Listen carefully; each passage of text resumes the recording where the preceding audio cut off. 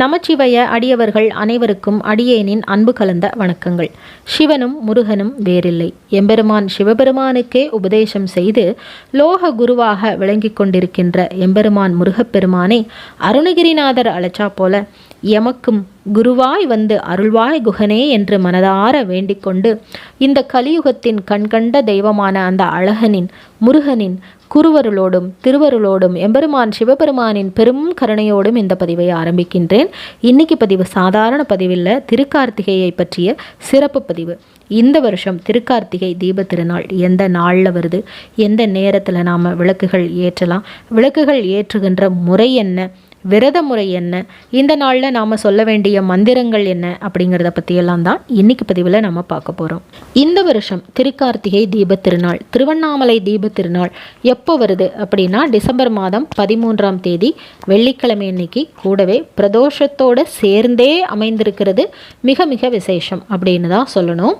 இந்த நாளில் நாம் ஏன் விளக்குகளை ஏற்றி வழிபாடு செய்யணும்? கார்த்திகை மாதம் அப்படின்னாலே நம்ம எல்லோருக்குமே நினைவுக்கு வர்றது திருவண்ணாமலை தீபத்தை தான். அந்த மகா தீபமும் நாம் வீடுகள் முழுக்க மகிழ்ச்சியோட விளக்குகளை ஏற்றி வழிபாடு செய்கிறதும் தான் நம்ம எல்லோருக்குமே ஞாபகம் வரும்.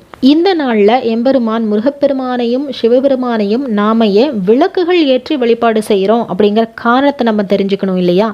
முதல் காரணம், இறைவன் ஜோதி ஸ்வரூபமானவன் அப்படிங்கிற உண்மையை இந்த உலகத்திற்கு உணர்த்துவதற்காகத்தான் இந்த நாளில், இந்த தீப கார்த்திகை திருநாளில் நாம் விளக்குகளை ஏற்றி ஜோதி ஸ்வரூபமாக பெருமானை நாம் வழிபாடு செய்கிறோம்.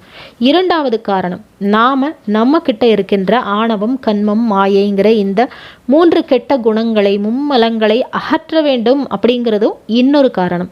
ஏன் இந்த நாளில் ஆணவம், கன்மம், மாயை அப்படிங்கிற இந்த 3 குணங்களை அழிக்கணும்? எப்பவுமே அந்த குணங்களெல்லாம் இல்லாமல் இருக்கணும். நமக்கு தெரியாமலே அப்பப்போ எட்டி பார்க்கின்ற அந்த குணங்களை அடியோடு ஒழித்து விட வேண்டும் அப்படின்னு ஒரு சங்கல்பம் எடுத்துக்கிட்டு இந்த நாளில் இருந்து மறுபடியும் தொடரணும்.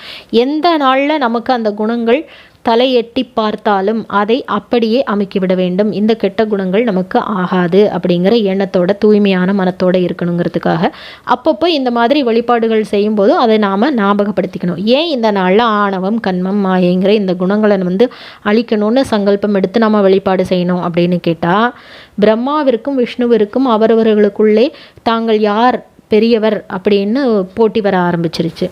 அதை அழிக்க வேண்டும், அவர்களுடைய ஆணவத்தை அழிக்க வேண்டும் அப்படிங்கிறதுக்காக எம்பெருமான் சிவபெருமான் அடியும் முடியும் காண முடியாத அண்ணாமலையாக ஜோதி ஸ்வரூபமாக திருவண்ணாமலையிலே காட்சி தந்த திருநாள் தான் இந்த திருக்கார்த்திகை தீப திருநாள்.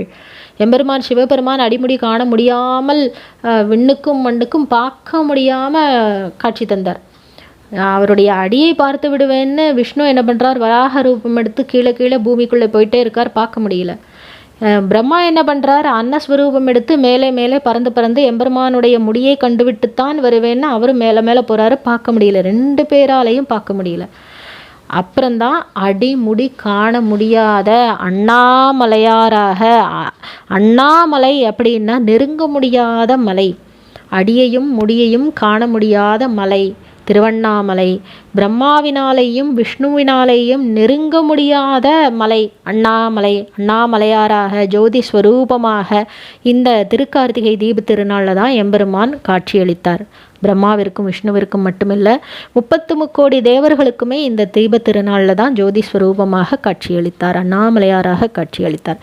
சரி, இந்த நாளில் நாம் விளக்கு ஏற்றுகின்ற நேரம் என்ன அப்படின்னா, சரியாக 6 மணிக்கு திருவண்ணாமலையில் அந்த மகா தீபம் ஏற்றப்பட்ட பிறகு எம்பெருமான் சிவபெருமான் வருஷத்திற்கு ஒரு சில நிமிடங்கள் அர்த்தநாரீஸ்வரராக காட்சி தருவார் இல்லையா? அழகாக ஆடி ஆடி அசைந்து அசைந்து அந்த பல்லக்கில் அர்த்தநாரீஸ்வர கோலத்திலே காட்சி தருவார் இல்லையா? அந்த கோலத்தை தரிசனம் பண்ணின பிறகு நம்முடைய வீடுகளில் அண்ணாமலையாருக்கு அரோகரான்னு அந்த கோஷத்தை மனசார வேண்டிக்கிட்டு நாம் நம்முடைய வீடுகளில் வாசலில் இருந்து விளக்கேற்ற ஆரம்பிக்கணும். வாசலில் முதல்ல ஏற்றிட்டு மகாலட்சுமியை உள்ளே வாங்கன்னு அழைச்சிட்டு நம்முடைய பூஜை அறையில் அமர வச்சுட்டு பூஜை அறையிலையும் விளக்கேற்றி வச்சுட்டு வழிபாடு ஒரு நமஸ்காரம் பண்ணிட்டு அதுக்கப்புறமா வீடுகளில் மற்ற எல்லா இடங்கள்லையும் நாம் விளக்கேற்றி வைக்கணும். உபவாசம் இருக்கிறது அப்படிங்கிறது அவரவர்களுடைய உடல் சௌகரியத்தை பொறுத்தது. உபவாசம் அப்படின்னா நாம் எங்களால் சாப்பிடாமல் இருக்க முடியாது அப்படின்னா, நிறைய மாத்திரைகள் எடுத்துகிட்ருக்கோம் அப்படின்னா, அவரவர்களுடைய உடல்நிலைக்கு தக்கவாறு எளிமையாக உணவுகள் எடுத்துக்கொள்ளலாம். முடியும் அப்படின்னா மட்டுமே முழுமையான உபவாசமாக இருக்க வேண்டும். சரி, விளக்குகள் ஏற்றுகின்ற முறை என்ன அப்படின்னா, விளக்குகளை சாதாரணமாக நம்ம தரையில் வைக்கக்கூடாது. இப்போ முன்ன காலத்துலலாம் என்ன பண்ணுவாங்க அப்படின்னா, சாணத்தை தட்டி ஒரு தட்டு மாதிரி தட்டி அதற்கு மேலே தான் அந்த விளக்கை வைப்பாங்க. இப்போ நம்ம சாணத்துக்கு எங்கே போகிறது அப்படின்னா, வாழை இலையில் வைக்கலாம், செம்பருத்தி இலையில் வைக்கலாம், அரச இலையில் வைக்கலாம். இப்படி இலை மேலே தான் விளக்கு வைக்கணும், கீழே வைக்கக்கூடாது. அதோட வீட்டு வாசலில் இருந்து நம்ம விளக்கேற்றி எல்லா இடங்கள்லையும் வச்சுட்டோம். குறைஞ்சபட்சம் எவ்வளவு விளக்குகள் ஏற்றலாம் அப்படின்னா 27 விளக்குகள் ஏற்றலாம். ஏன் அப்படின்னா 27 நட்சத்திரங்களை குறிப்பதற்காக குறைந்தபட்சம் 27 விளக்குகள் ஏற்ற வேண்டும். அதிகபட்சம் உங்களுடைய வீடு ரொம்ப பெருசாக இருக்குன்னு எவ்வளவு விளக்குகள் வேண்டுமானாலும் ஏற்றலாம், தப்பே இல்லை. உபவாசம் அப்படிங்கிறது நம்ம கார்த்திகை உபவாசம், கார்த்திகை விரத முறை அப்படிங்கிறது நாம் நிறைய பதிவுகளில் சொல்லியிருக்கிறோம். பரணி திருநாள் அன்னைக்கே நாம் பரணி நட்சத்திரத்தில் மாலை நேரத்தில் இருந்தே நம்ம உணவு எடுத்துக்கிறத நிறுத்திடணும். எளிமையான உணவோடு அந்த இரவு பொழுதை கழிச்சிடணும். அடுத்த நாள் கார்த்திகை திருநாள் அன்னைக்கு முழுக்க உபவாசம் இருந்து மாலை நேரத்தில் விளக்குகள் எல்லாம் ஏற்றி வைத்து விட்டு எம்பெருமானை வழிபாடு செய்த பிறகு தான் நம்முடைய விரதத்தை நிறைவு செய்ய வேண்டும். குறிப்பாக இந்த நாளில் மௌன விரதம் இருக்கிறது அப்படிங்கிறது மிக மிக சிறப்பான ஒன்று. முழுமையாக மௌன விரதம் இருந்துட்டு அந்த மாலை நேரத்தில் மகாதீபத்தை பார்த்துட்டு அர்த்தநாரீஸ்வர கோலத்தையும் நாம் கண்டு கழிச்சிட்டு அண்ணாமலையாருக்கு அரோகரான்னு சொல்கிறதுக்காகத்தான் உங்களுடைய மௌன விரதத்தை நிறைவு செய்ய வேண்டும். அப்படி நிறைவு செய்துட்டு பெருமானையும் வழிபாடு செய்துட்டு படையல் போட்டு வழிபாடு செய்தும் உங்களுடைய விரதத்தை நிறைவு செய்துக்கலாம். இல்லை உங்களால் என்ன நைவேத்தியம் வைக்க இயலுமோ அந்த மாதிரி நைவேத்தியம் படைச்சும் வழிபாடு செய்யலாம். இந்த நாளில் நாம் சொல்ல வேண்டிய மந்திரங்கள் என்ன அப்படின்னு கேட்டால், எம்பெருமான் சிவபெருமானுக்கு உரிய சிவபுராணம், கோளறுபதிகம் இதெல்லாம் பாராயணம் பண்ணி வழிபாடு பண்ணலாம். முருகப்பெருமானுக்குரிய கந்தசஷ்டி கவசம், பஞ்சாமிர்த வண்ணம் இதெல்லாம் பாடி பாராயணம் பண்ணி வழிபாடு செய்யலாம். இதெல்லாம் எங்களுக்கு தெரியாதே அப்படின்னா நிறைய ஆடியோலையும் கிடைக்குது. நாமளும் நம்முடைய சேனலில் சிவபுராணம், கோளறுபதிகம் இதெல்லாம் நம்ம பதிவுகள் கொடுத்துருக்கோம். அதோட லிங்கையும் கீழே டிஸ்கிரிப்ஷன் பாக்ஸில் கொடுக்குறோம். அதையும் கேட்டு நீங்கள் வழிபாடு செய்துக்கலாம்.